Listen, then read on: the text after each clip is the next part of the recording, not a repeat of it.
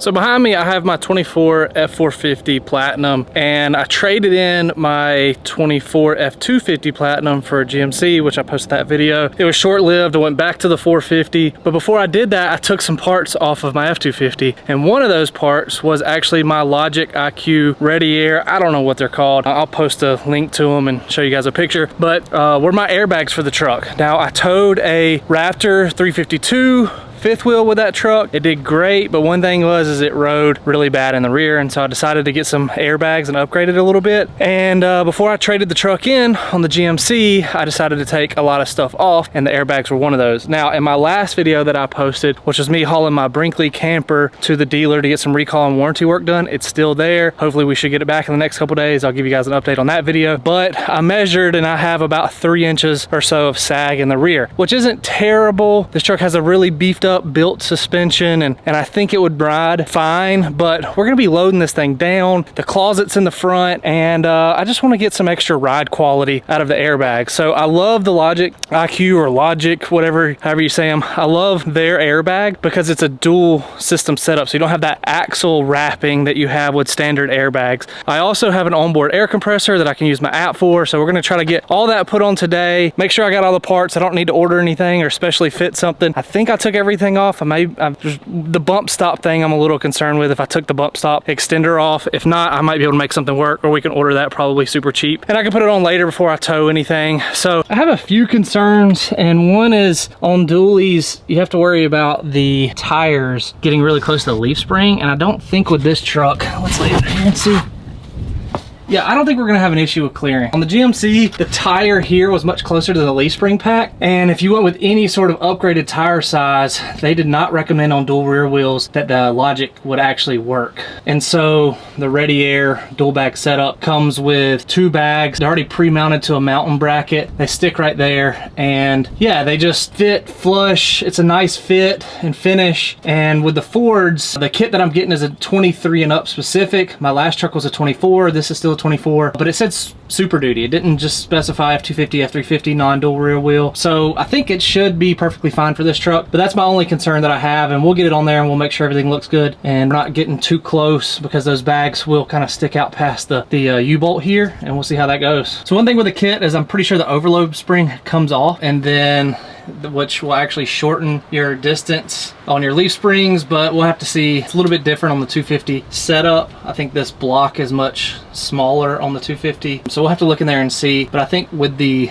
overload springs, it's an extra $100 for the kit, and it comes with some lengthened spacers for the U-bolts and a couple other things. Now, I like these airbags, like I said, because of the dual bag setup. So you have a bag on each side of the axle, which prevents that axle wrapping. Another thing that I like about this setup is going with their compressor style. I went with the dual outlet setup, meaning I can independently control either side. And at first I was like, why does it matter? Like, I'm gonna want to run both of them at the same PSI. Why do I need independent control? You want everything as centered as much as possible. But the more research that I did, and I found out, I watched another guy's channel, Rocky Road, when I had my F250, and the reason why a lot of people like to go with that dual channel setup is because of when you go into a turn, and say you have your load and you're taking a left-hand turn, all that weight's gonna be shifted on the right hand side of the vehicle, and what'll happen is you can have transfer from one bag on one side of the truck to the other side of the truck, because you're forcing it down on that one side, creating more pressure, therefore allowing more pressure to go on the opposite side. And so having that dual channel set up, is they're completely independent channels. If you have 45 PSI on one side, it's going to remain 45 PSI no matter what. So there could be no transfer back and forth whatsoever. So that's why I decided to go with this kit, and I think it's just a superior kit all around versus going with a single style bellow kit. So costs a little bit more, but I think on the front end, back end,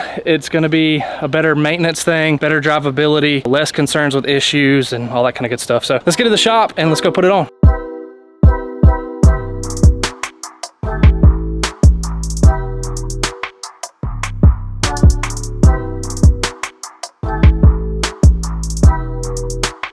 All right, so we're gonna get the tires taken off here in a second, get it jacked up, all that good stuff. But this is the set we have here. We got the driver's side, have the passenger side still left. I never cut these, so I'm thinking that the airline should still work. And then this is the pump, and we'll mount it underneath the passenger side on the frame rail. Basically these sandwich onto the frame rail. I'll kind of show you guys when we get done with that. Wiring runs up to the front, plugs into the battery, and then we should be good to go. So let me grab my instructions or download some, and we're gonna get this thing started.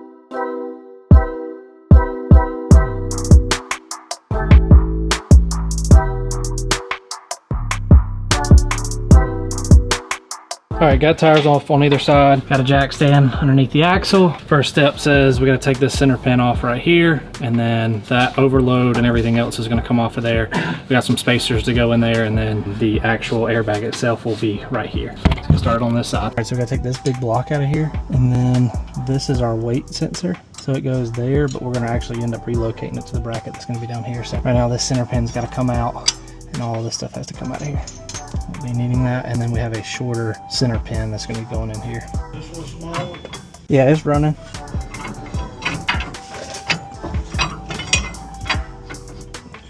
Do you go back with the same few bolts? Yeah.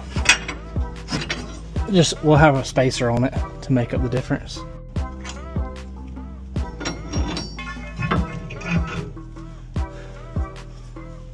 Now we gotta take this stud out, which means we need to get higher enough for me to be able to pull this out from underneath there, which is gonna be a pain in the butt. So this has turned out to be more of a nightmare than I originally thought. Basically, this truck comes with an overload spring that sits here, and then this spacer sits on top of it, and then you have an overload spring, and it just hits on the stops up here, and it just helps out with the load. Now that we have airbags taking care of that load, we don't have to worry about the overload spring. So that comes off, and now the airbags are gonna go in this big space here. Now I just removed the bump stop, so it's missing. But the issue we were having is because this spacer is so thick and it came off with the overload that was on top, now my U-bolts are way too long. So if you see here, the U-bolts are sticking down. The Ready Lift gives you this spacer here. You can see it's about an inch spacer to make up the gap, but I'm still way too long. So I called them, and they're gonna overnight me another set of these, because that's what the issue is I need to get another inch out of this.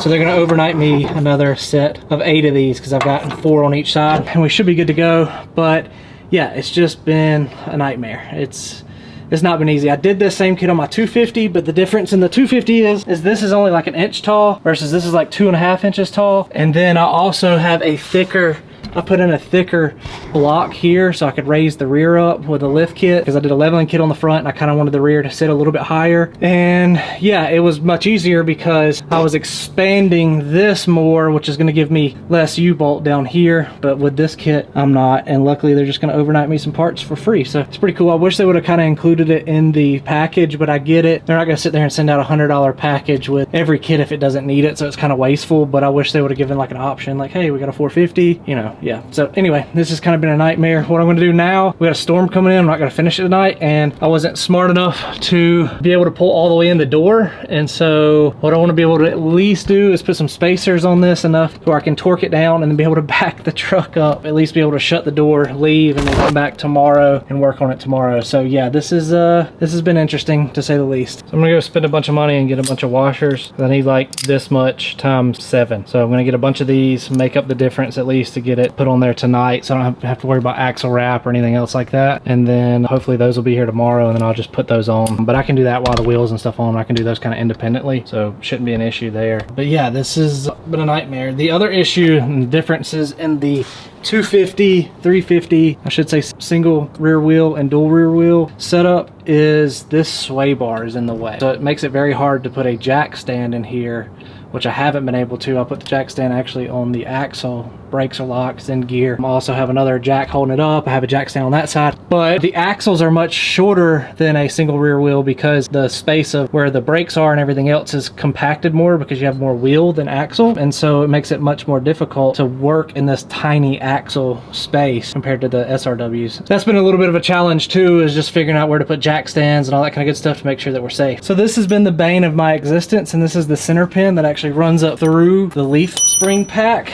And because we did take out this and the overload spring and everything else, see how much longer that is in there versus the pack that's here now. So we don't need this long one anymore, so I had to put a short one in there. But in order to take this one out, we had to jack up the truck way high and then be able to pull this out from in here, and it just made it super difficult because this had to go way up. I had to disconnect the shock to be able to get this long beast out of here and then go back with the shorter one that's in there, because if not, we would have been sitting, it would have been about right there. So see how much way too long that is? So we went with the one that came with the kit, which is much shorter. But yeah, this was the aggravation right here. Much harder on the driver's side. On the passenger side, I was able to kind of get the axle to wrap a little bit, and it was able to come out at an angle. But on this side, I wasn't able to get any axle wrap at all, and so I had to just pull it straight out, and it just became a nightmare. Now on the SRWs, they give you a kit to be able to leave, or on most of them except for maybe the 450, I don't know.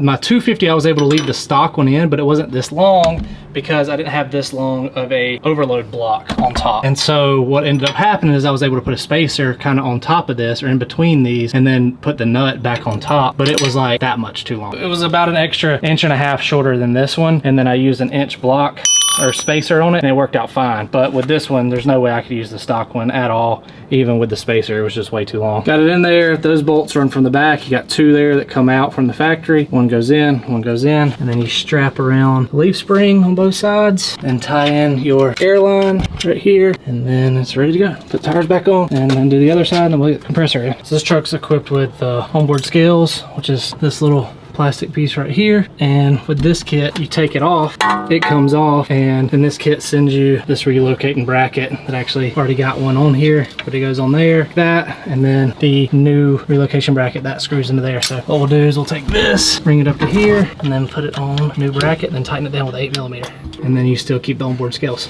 Got both sides airbags on. This is passenger side. Now we gotta hook this up, which it comes just like this, already pre-assembled. All I have to do is take these 2 straps, linking around the chassis, and then run these bolts through it, and then run this through the wiring harness. We're done. And then we gotta run the air hoses to it, which both plug in here and here, and we're done. So it got a little late on me last night, but I finally got it finished up, and I want to show you guys the end result. Check it out. Hopefully you can kind of see this. You got 2 bags, one on either side of the axle. Lay underneath here and show you.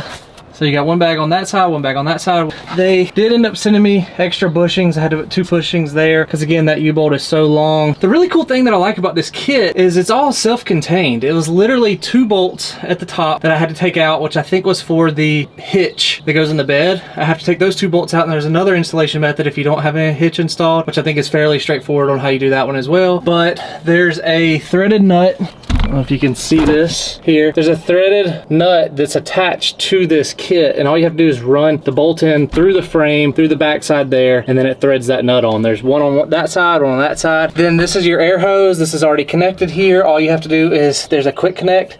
It comes with a hose to get you back to the compressor. You push it in, it connects super easy. You can unconnect it. You just take this blue part right here, push it in, and those will pull out, and you can replace those if you need to. And then on the bottom side, the only thing to install on there is you band the top bolts around the leaf pack. And this is a carriage bolt, so it actually stays in place. And then you put the little plate across, attached with a lock washer and lock nut, and then you're pretty much good to go. You do that on this side and then do one on the other side. Super easy and straightforward. The only issue I ever have, and I've had the issue before, is these little dog ears that's actually holding the bed down to the frame. They get in your way, and so I have to kind of like take a hammer and back them up, or try to get a bolt on that nut, which is kind of hard because it has that welded on dog ear. So that becomes a little difficult, but other than that, it's pretty straightforward. Again, mine was a little bit extra because of the bushings that I have here that I had to put on all sides, but it doesn't take that long. It's fairly easy and straightforward. And now I ran my airline across the top, and the compressor's on the passenger side of it, so let me show you that. Again, it's the same thing on the passenger side over here. We have the 2 bags, and then we have the airline at the top running towards the front, and where they suggest is putting it on the frame rail on the passenger side, but it's right here. Pretty simple and straightforward. It comes, again, all of this is already put together. That's the compressor inside of there. So you have these pre-drilled ties here. This one's already made onto the pump housing itself. I don't have to do anything with it. All I have to do is put one on the back side and then another one on the back side, and then put a bolt across the top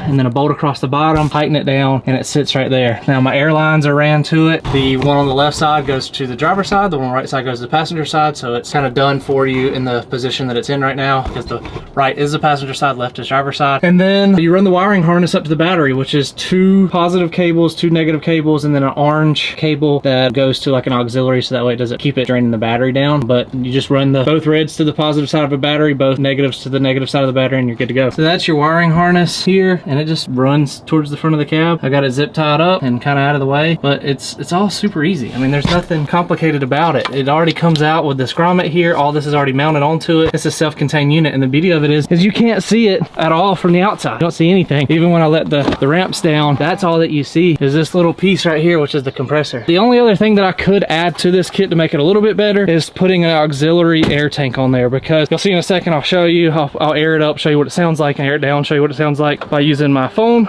And then the only issue is you're using a compressor to fill up these 4 bags. So it takes a little bit of time, not a lot, I'll show you again in a second. But if you have an auxiliary tank, which this setup allows you to do, you already have that tank that's filled up, and then you can dump air into these much faster than having to wait for the compressor to actually send air to it. So let me show you that app real quick. I have this Air IQ app. It will bring up my truck. It shows right now that I'm at 0 on the right. I don't know why that's doing that, but we'll fill it up. I might be losing air. They suggest that you run 10 PSI per side. So something may be going on my right side where I'm losing air. I may not have the thing plugged in all the way, because it shouldn't be like that, because I filled it up last night to 10. But yeah, you can independently fill them up, which again, I like that, because one, if your airline's one shorter or longer, it may take longer or shorter to kind of fill up from the location. So it's nice that you can independently control them. And then 2 is I can link them together if I want to and fill them up at the same time, which is nice. But again, like I talked about with the load shifting, it's nice that you can control independent sides on them. So let me link them together, and then I'll show you guys how they sound when they air out. So that's it. And then we'll pump it back up again. I'm just holding down on the up, and then they'll start filling up. So it's not loud at all. And I'm already, since I just aired out, I mean, you can see how fast I'm going up.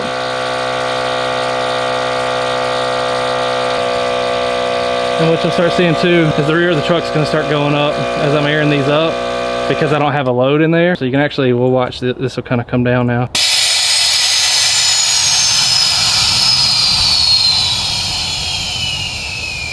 That's basically how it works. The other thing that's cool is you can sit there and do preloaded templates. And so this is unloaded, and I could swipe over here to the Raptor, which used to be my old trailer. I'll set this one up for the Brinkley. But when I tap it, it'll actually start filling up the truck to my preloaded maximum on the truck, which is pretty cool.